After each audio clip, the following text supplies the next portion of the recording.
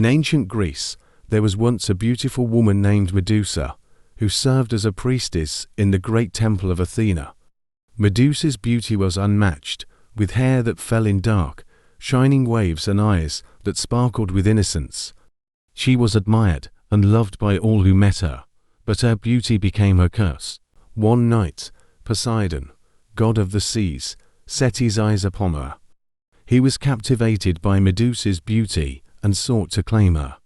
In his arrogance, he came to her in the temple of Athena, a place sacred and forbidden to such lustful acts.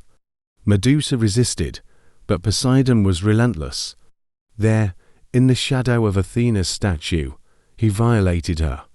Medusa's cries went unheard, her pleas lost in the silent stone walls of the temple. When Athena discovered the desecration of her temple, her wrath was swift and unforgiving. The goddess was not angry with Poseidon, for she could not punish one of her own kind. Instead, she turned her anger upon Medusa, blaming her beauty, blaming her existence for drawing such a sin into Athena's sacred space. Medusa begged for mercy, tears streaming down her face, but Athena's gaze was cold. With a single touch, Athena cursed Medusa, her words echoing with divine fury. Medusa's once soft skin hardened, her hair twisted into writhing, hissing snakes, each strand alive and filled with venomous rage. Her eyes, once gentle, were transformed into pits of fiery green, cursed to turn any living thing to stone. Her once beautiful face twisted with horror and hatred, becoming a visage so fearsome that even a glimpse would freeze a heart solid. Medusa fled from the temple, cast out and exiled. She took refuge in a cave, surrounded by the statues of those who had stumbled upon her by chance, each one an unfortunate soul who had gazed upon her face and met their fate in stone. The forest around her cave grew silent and still, as animals fell victim to her curse. Medusa's heart hardened as her victims mounted, her once kind spirit replaced with bitterness and fury. But the horror of her curse had only just begun. One day, Medusa heard footsteps approaching. A group of soldiers had come, drawn by the promise of fame and the tales of the monster in the cave. They approached her lair with swords raised, faces set with determination. Medusa called out a warning, begging them to leave before it was too late.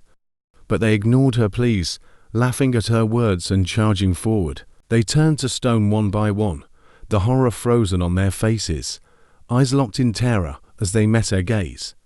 Medusa's rage grew, and she stepped over their stone bodies, fury filling her veins.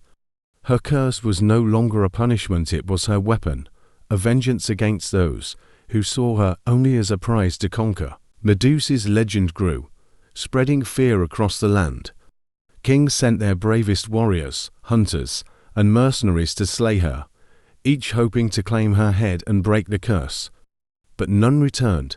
Her cave became a graveyard of warriors, petrified forever, their eyes wide with fear, their weapons frozen mid-strike. Her solitude was unending, her bitterness growing like a poison in her veins.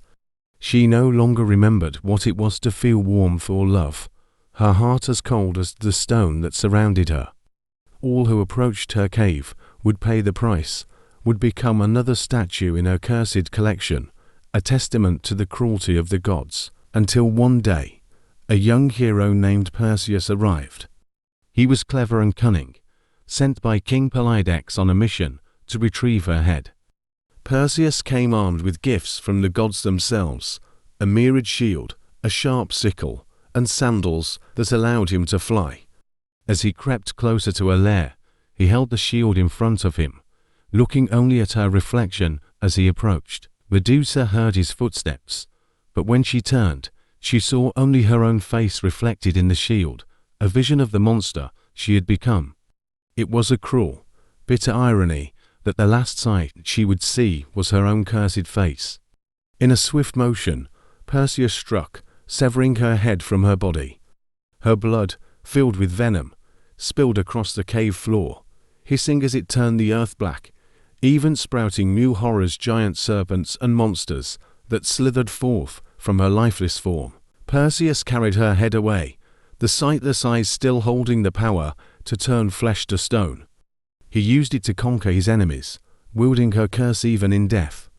And though Medusa's life had ended, her curse lived on, her severed head an eternal reminder of her tragic fate and the vengeance of the gods. In her death, Medusa became a weapon, her face a tool of destruction wielded by others, her story twisted into that of a monster, her suffering erased.